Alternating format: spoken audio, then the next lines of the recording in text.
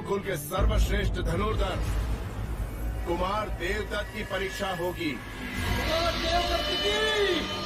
कुमार देवदत्त की! कुमार देवदत्त की! कुमार देवदत्त की! कुमार देवदत्त की! देखना महादेव, देवदत्त चुटकी बजाते ही लक्ष्य भेद देगा। उससे श्रेष्ठ दूसरा धनुर्धर कोई है ही नहीं। हाँ, सुना है। अनुज अमितोधन बता रहे थे, उससे उत्तम कोई नहीं।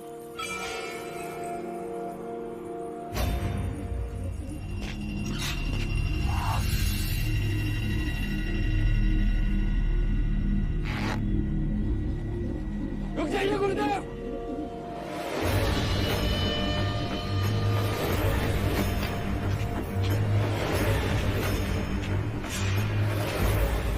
क्षमा गुरुदेव, परीक्षा के लिए क्या मूक पक्षियों को लक्ष्य बनाना उचित है?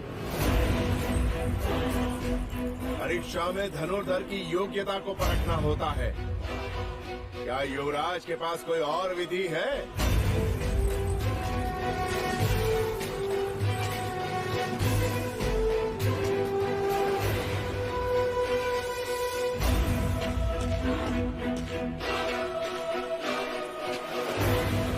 लगाइए लक्ष्य स्थान पर। जो जितना केंद्र के निकट होगा उतना ही दूसरों के आगे।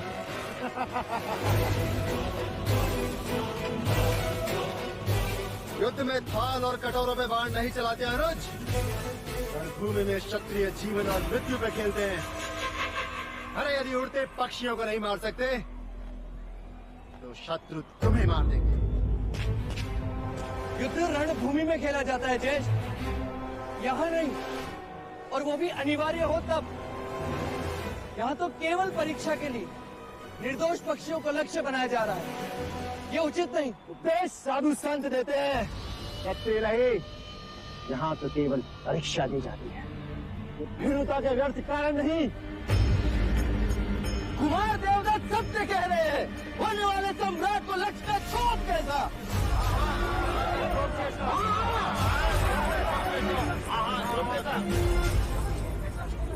युवराज, वैसे भी आपको शस्त्र विद्या में रुचि नहीं है।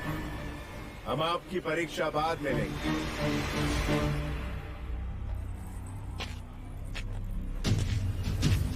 गुरुदेव, आज एक नहीं दो पक्षी उड़ाइए। मैं दोनों लक्ष्य एक साथ भेजूंगा।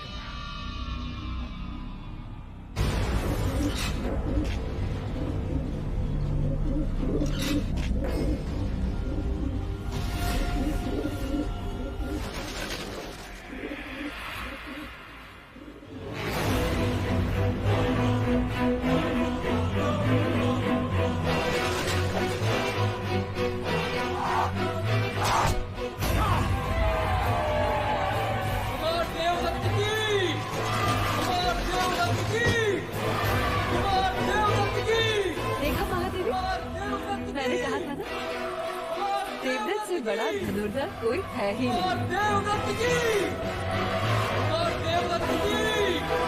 कुमार देवदत्त की! कुमार देवदत्त की! कुमार देवदत्त की! कुमार देवदत्त की! कुमार देवदत्त की! जाओ, अब तुम्हारी बारी है। एक बार अपने तीर से उड़ते हुए रक्त को देखो, कितना आनंद मिलता है। जाओ।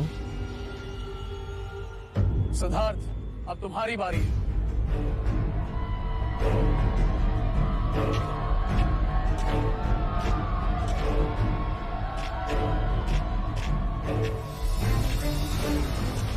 क्षमा करें गुरुदेव, मैं ये परीक्षा नहीं दे सकता।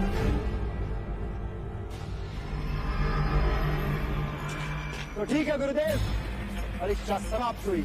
मुझे सर्वश्रेष्ठ घोषित किया जाए। जी गुरुदेव, अब ज्येष्ठा को सर्वश्रेष्ठ घोषित कर दें। मैं पक्षियों को नहीं मार सकता। सिद्धार्थ, तुम्हें परीक्षा देनी होगी, ये मेरा आदेश है। गुरुदेव, आप मेरी यही परीक्षा लेना चाहते हैं ना कि मैं धनुर्विद्या में निपुण हूं कि नहीं? तो लक्ष्य कोई दूसरा भी हो सकता है। हो सकता है। हाँ, हो सकता है, लेकिन लक्ष्य उतना ही कठिन होना चाहिए जितने ये उड़ते हुए पंछी।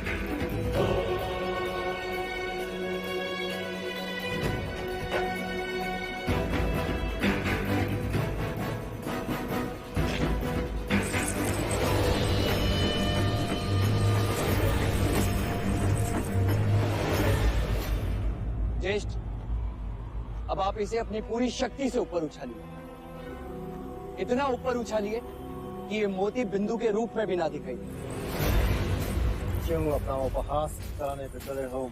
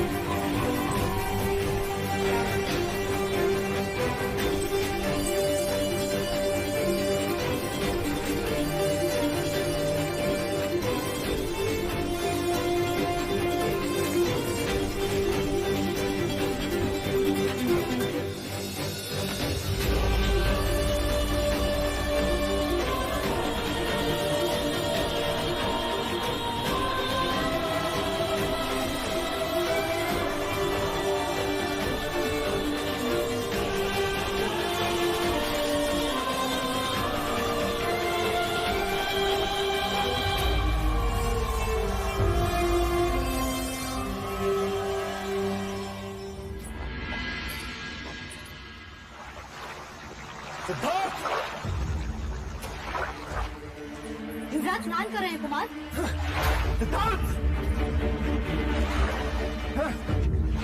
अपने आप श्रेष्ठ घोषित करना था तो अहिंसा का ढोंग क्यों किया? सबके समक्ष मुझे क्रूर दिखाने के लिए? अरे क्या कहता, मैं भी पक्षियों की जगह तुम्हारे गले के मोती को भेज देता, लेकिन मुझे तो मेरे प्रिय अनुज ने अवसर तक नहीं दिया। इतना बड़ा कपट! ज्येष्ठ, मैंने तुम्हारे साथ कोई कपट नहीं किया और तुम तो बचपन से जानते हो कि मैं पक्षियों को लक्ष्य बनाने का विरोधी हूँ।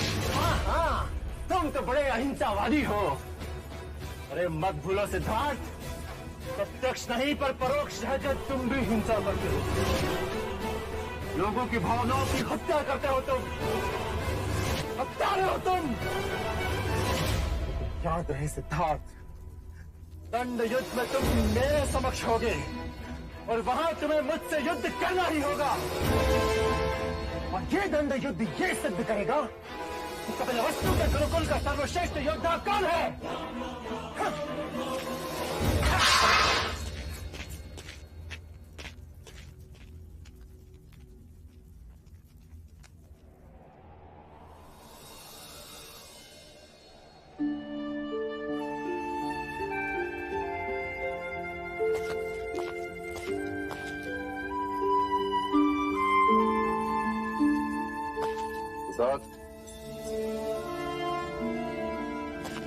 आप मुझे बुला लिया होता? मुझे लगा तुम दंड युद्ध के लिए अभ्यास कर रहे हो, परंतु तुम यहाँ तो चित्र निकाल रहे हो। ये लाल रंग क्षत्रियों के उंगलियों पर अच्छा लगता है पुत्र, परंतु ये लाल रंग शत्रु के रक्त का होना चाहिए, ना कि चित्रकारी का। तुम्हारे गुरुजनों ने गुरुकुल में तुम्हें गीता का ज्ञान तो दिया ही हो, पूर्ण कंठस्थ है। केवल कंठस्थ करने से क्या लाभ पुत्र? जब तक उसमें कहे गए क्षत्रिय कर्म के उपदेशों का पालन न किया जाए। मैं कुछ समझा नहीं। हमारे अहंसिक विचार सुनकर मुझे बड़ा खेद हुआ। जब तुम एक पक्षी को नहीं मार सकते तो युद्ध में शत्रु को क्या मारोगे? अहिंसा की बातें दुर्बल करते हैं, क्षत्रिय नहीं पुत्र। और तुम एक क्षत्रिय हो, तुम्हें क्षत्रिय धर्म का पालन करना ही चाहिए। शाक्य कुल के भावी राजा हो तुम। अपने कुल की रक्षा के लिए न जाने कितने युद्ध करने पड़े तुम। कब तक क्षत्रिय एक दूसरे से युद्ध करते रहेंगे? राज्य की रक्षा करना उनका उत्तरदायित्व होता है पुत्र। पर क्या राज्य की रक्षा केवल युद्ध से की जा सकती है? विचार विमर्श के द्वारा भी तो प्रश्नों का हल ढूंढा जा सकता है। कायरता की बातें क्षत्रिय नहीं करते पुत्र। एक मनुष्य दूसरे को मारे, उसमें वीरता कैसे? अंत में कौन किस पर राज करेगा? अंत में वही राज करेगा जिसके हाथ में तलवार होगी पुत्र। और वो तलवार मैं तुम्हारे हाथ में देखना चाहता हूँ। एक चक्रवर्ती राजा के रूप, सम्राट के रूप में देखना चाहता हूँ। ये मत भूलो कि तुम शाक्य कुल के उत्तराधिकारी हो। प्रलय के समय यदि केवल एक ही मनुष्य को जीवित रहना पड़े तो वो केवल तुम्हें होना चाहिए पुत्र, केवल तुम्हें।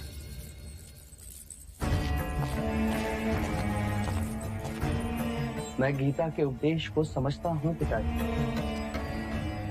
पर युद्ध के लिए कृष्ण का विराट स्वरूप आज भी मेरे लिए एक प्रश्न है।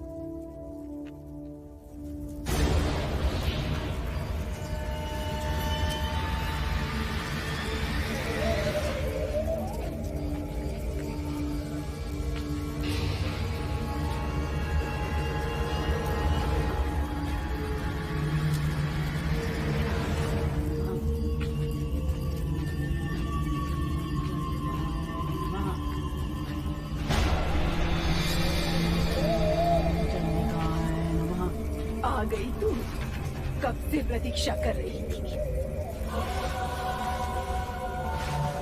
प्रणाम दादी। दादी, मंजली रानी आई हैं।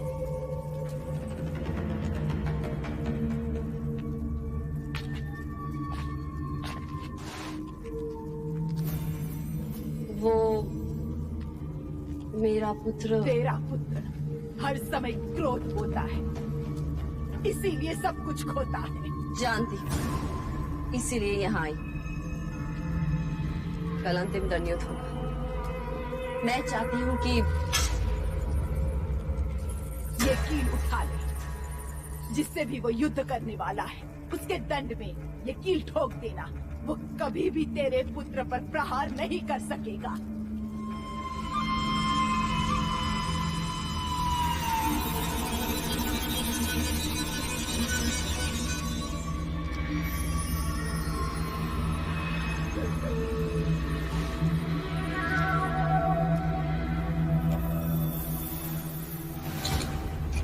ले जा इसे।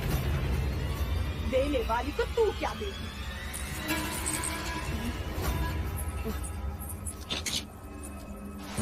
दादी, हम चलते हैं। दीदी चलिए।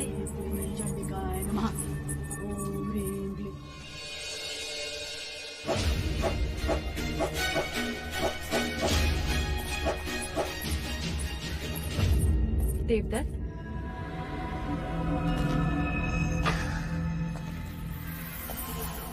ये ले, तेरे लिए लाई। ये क्या है माँ? विजय श्री। एक माँ अपने पुत्र के लिए विजय लेकर आई है। अब सिद्धार्थ कभी भी तुझे दंड युद्ध में पराजित नहीं कर सकता। मैं कुछ समझा नहीं माँ। ये कील तुझे सिद्धार्थ के दंड में ठोकनी है। फिर देखना, वो तुझ पे प्रहार ही नहीं कर पाएगा। हो गई ना तेरी जीत निश्चित?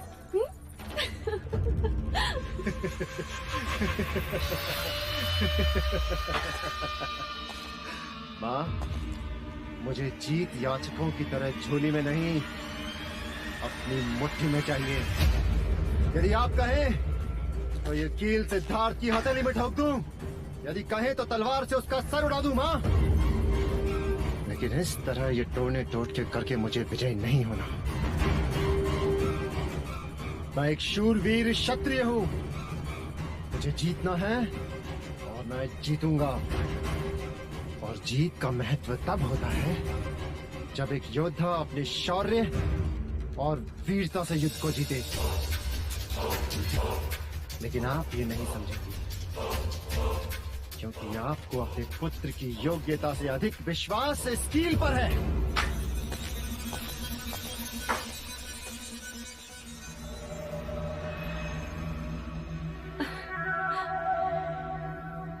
नादान कहीं का।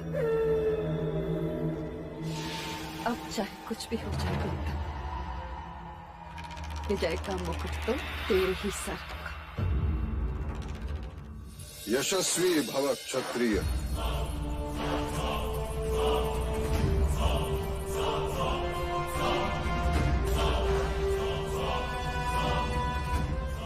मंगला दीदी का भी आशीर्वाद लो।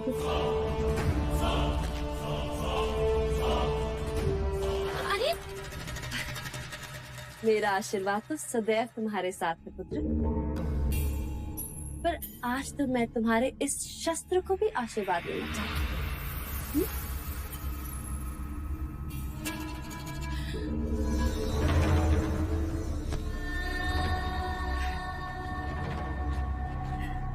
ईश्वर करे तुम्हारे शस्त्र को किसी की अशुभ दृष्टि न।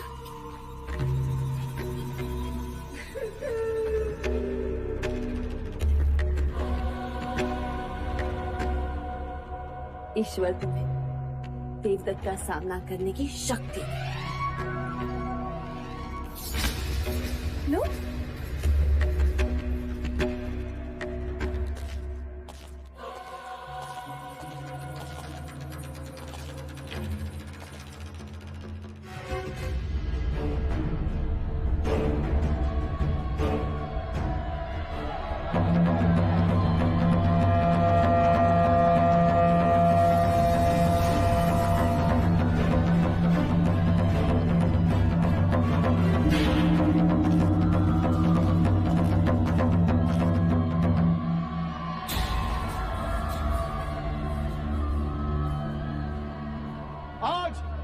परीक्षा का अंतिम चरण ये निश्चित करेगा कि कपिलवस्तु के गुरुकुल का सर्वश्रेष्ठ योद्धा कौन है।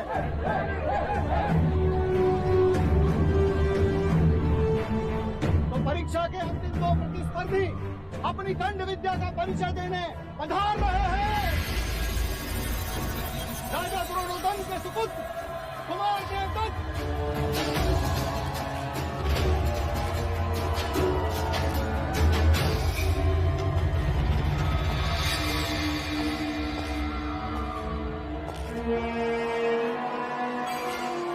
और महाराज शुद्धोधन के सुपुत्र और कपिलवस्तु के भावी सम्राट युवराज सिद्धार्थ काका।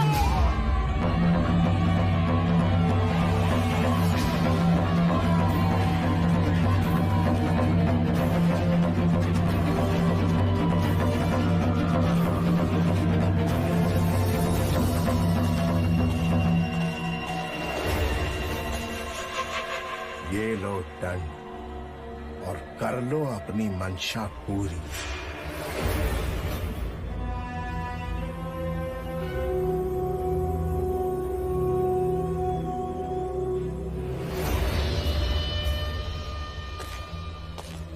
आज ये प्रमाणित कर दो कि तुम्हारे दंड और कृष्ण के सुदर्शन में कोई भेद नहीं। वो जब भी चला सत्य के लिए चला। आज तुम्हारा ये दंड भी चलेगा तो सत्य के लिए, अपने माता पिता की प्रसन्नता के लिए, अपनी प्रजा का विश्वास जीतने के लिए।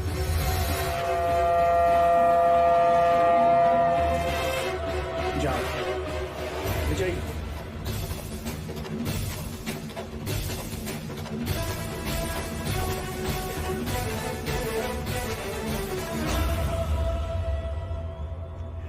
कौन दिन लाख चतुर था, परंतु युवराज के साहस पे तो मैंने पराजय की कील ठोक दी।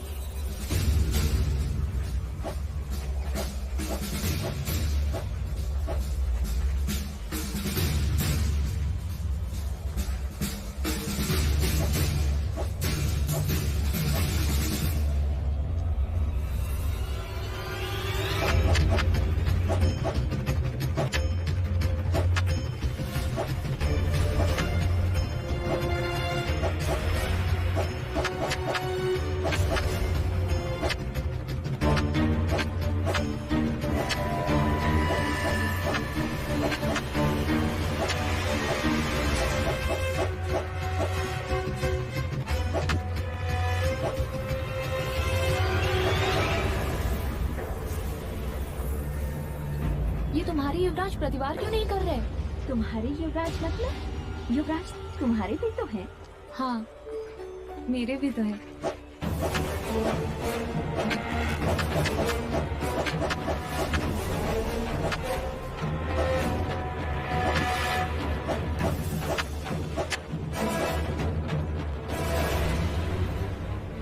तुम मुझ पे प्रहार क्यों नहीं करते सिद्धार्थ? तुम जानते हो ज्येष्ठ, मैं तुम पर प्रहार नहीं कर सकता। मान सम्मान का तुम्हारा ये प्रपंच मैं समझता हूँ सिद्धार्थ, परंतु आज तुम्हें मुझसे युद्ध करना ही होगा। प्रहार करो मुझ पे सिद्धार्थ!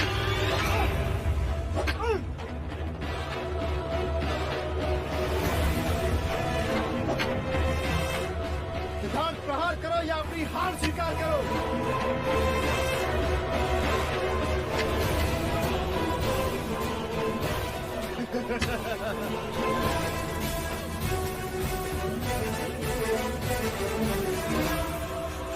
क्या कर रहे हो तुम? कपिलवस्तु के भावी सम्राट के हाथ कांप रहे हैं गुरुदेव। सिद्धार्थ, मैं ज्येष्ठ पर प्रहार नहीं कर सकता गुरुदेव। आचार्य कौंडिन्य, तो क्या मैं देवदत्त को कपिलवस्तु का सर्वश्रेष्ठ योद्धा घोषित कर दूं? नहीं, मुझे भीख में नहीं चाहिए। मुझे तुम्हें प्रहार करना। ये युद्ध नहीं केवल एक परीक्षा है। गुरुदेव, मैं चाहकर भी हाथ नहीं उठा पाऊंगा। तुम सबके समक्ष ये स्वीकार करो, तुम कार हो। मेरी प्रतिभा से भय लगता है तुम्हें। स्वीकार करो। सिद्धार्थ, अब तुम्हें किसी एक विकल्प का चयन करना है। या तो तुम्हें प्रहार करना है, या फिर आज के बाद आचार्य कौंडिन्य को भूल जाना है। मैं तुम्हारा गुरु नहीं और तुम मेरे शिष्य नहीं। गुरुदेव, यदि तुम इस परीक्षा में विजय न हुए तो मेरा सिखाया सब मिथ्या है। ना समझ पशु पक्षी भी समय आने पर चुनौती स्वीकार कर लड़ने को तैयार हो जाते हैं। तुम तो मनुष्य हो।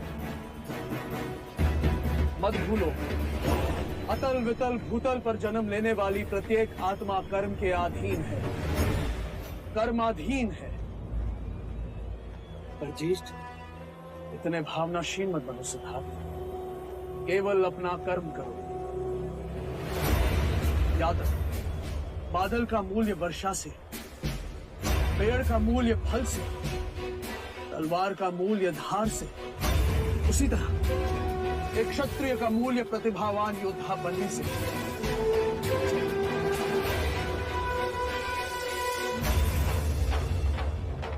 सिद्धार्थ, मैं जा रहा हूं। यदि मुझे रोकना चाहते हो तो युद्ध करो।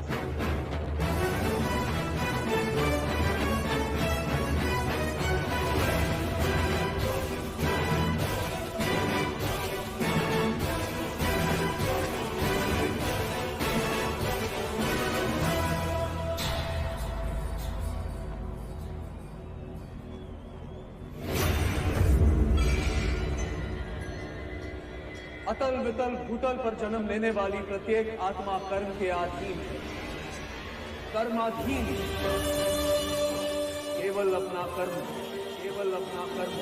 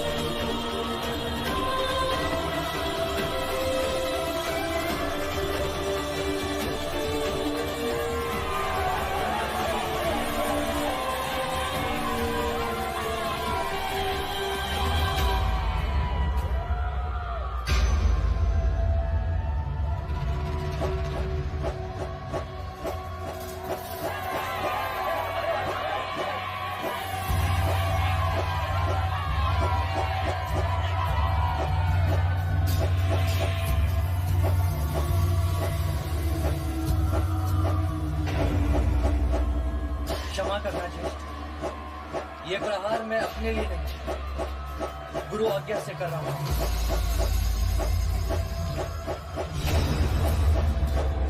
पहला प्रहार गुरु के लिए,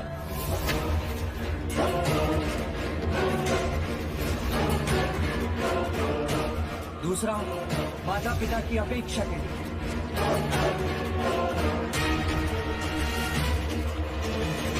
तीसरा प्रजा का विश्वास पाने के लिए,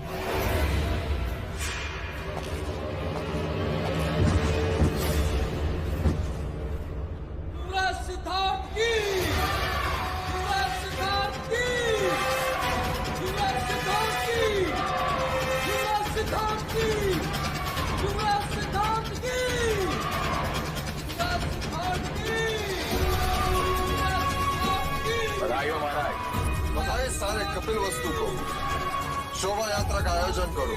सेनापति जी महाराज।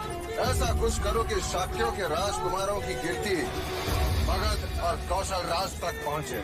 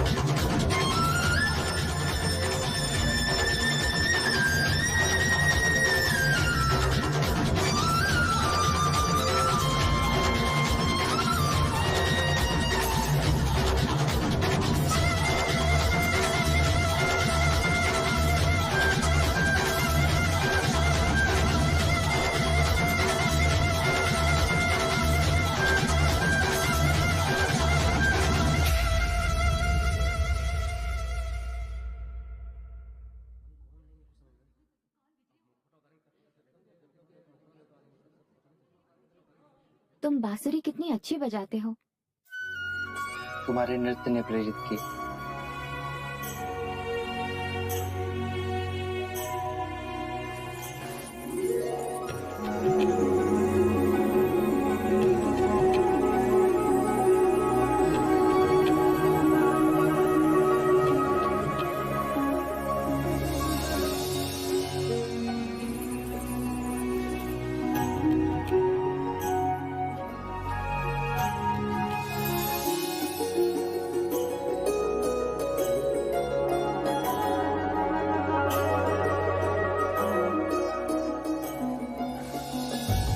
कौन हो तुम?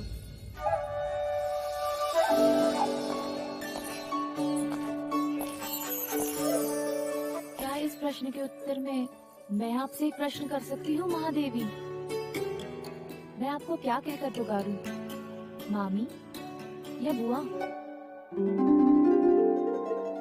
यशोधरा,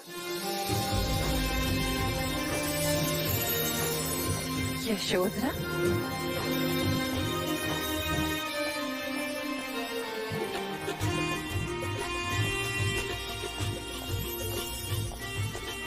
तुम यशोधरा ही हो ना? क्यों चौंक गए ना सब? हो गई ना सबकी आंखें चौड़ी? खिलाई सबकी होठों पे हंसी? कहा था मैंने माँ से, देखना मुझे देखकर सब बहुत खुश होंगे। आप खुश नहीं हैं? हाँ, पर देवता से यहाँ तक तुम अकेले? मैं अकेली कहाँ हूँ बुआ, मेरे साथ मेरा विश्वास था, आप सबसे मिलने की इच्छा थी, और फिर आप सबको भी तो मेरा इंतजार था या नहीं? हाँ किंतु महाराज दंडपाणी ने तुम्हें रोका नहीं? होते तो रोकते ना मजले मामा, वो तो वैशाली गए हैं। और माँ? माँ सासे वहाँ देवदा में ले रही हैं, पर उनका मन यहाँ कपिल वस्तु में घूम रहा है। तुम्हें इस तरह अकेले नहीं आना चाहिए। माँ ने भी यही कहा था बड़े मामा, पर अब मैं बड़ी हो गई हूँ, कुछ कर्तव्य मुझे भी तो निभाने चाहिए। कर्तव्य? कैसे कर्तव्य? दूरियां मिटाने के। 10 वर्ष हो गए बुआ, आपने अपने भैया को नहीं देखा, और माँ ने अपने भैया को।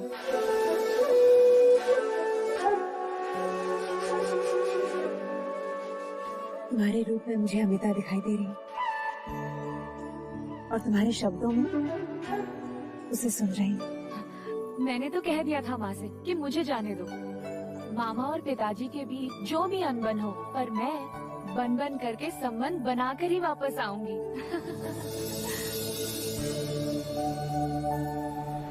यशोधरा, तुम यहाँ तक आ गई और तुम्हें किसी ने रोका नहीं? हाँ मंगला मामी, नगर द्वार पर चन्ना से भेंट हुई तो वो मुझे नगर ले आया, और राजप्रसाद के बाहर लोशिका मिली, वो मुझे भीतर ले आई। हाँ महादेवी मेरे पास आकर कहने लगी, पहचाना? मैंने कहा नहीं, तो कहने लगी 10 वर्षों के बाद आई हूँ, मुझे पुष्प पसंद है और मेरे हाथी का नाम कुंज है, मैं तुरंत पहचान गई गोपा। लोशिका? ये मैंने क्या कह दिया? गोपा? हाँ महादेवी, महारानी अमिता इन्हें प्यार से गोपा कहती है, लेकिन ये बात किसी को नहीं पता, लेकिन मैंने सुन ली थी। लोशिका?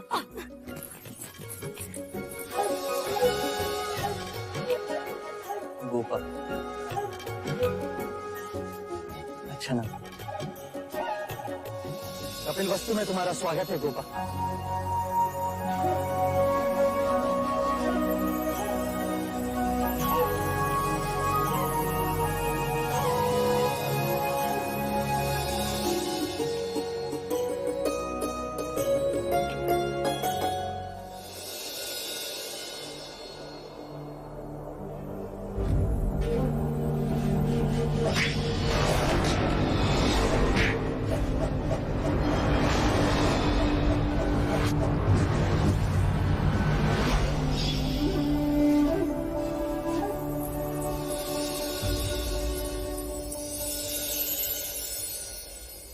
अच्छा स्वागत है। शास्त्र कहते हैं अतिथि देवो भव, पर यहाँ तो विपरीत है। ये अतिथि अपने अतिथ्य को ढूंढते ढूंढते थक गई। मुझे लगा तुम अभी भी सबसे मिलने में व्यस्त हो। सबसे मिलनी, केवल तुम शेष हो। ज्येष्ठा से मिली?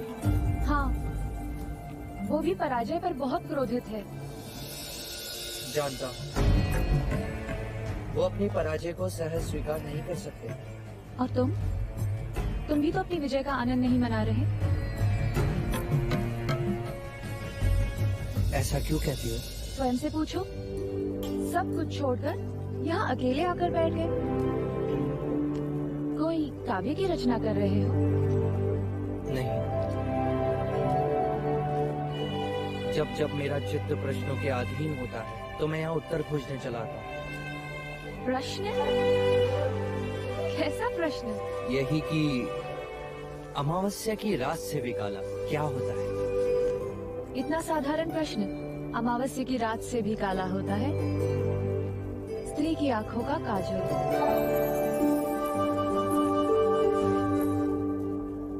देखो,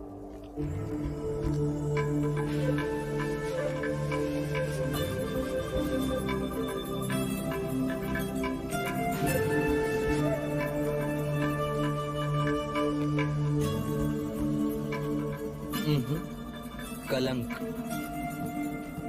अब बताओ, जल से पतला क्या होता है? प्रेम। सच कहा ना मैंने? ज्ञान। जल से पतला ज्ञान होता है शुद्धरा। अब एक प्रश्न मैं करूं? हाँ हाँ, पूछो ना। तुम केवल अच्छी बांसुरी बजाते हो या सिखा भी सकते हो? तुम चाहो तो सिखा भी सकता हूँ। कहते हैं ज्ञान और खुशियाँ बांटने से बढ़ती हैं यशोधरा। गोपा, गोपा अच्छा नाम है ना? पहले एक सुर सीखी, केवल फूको, इस तरह।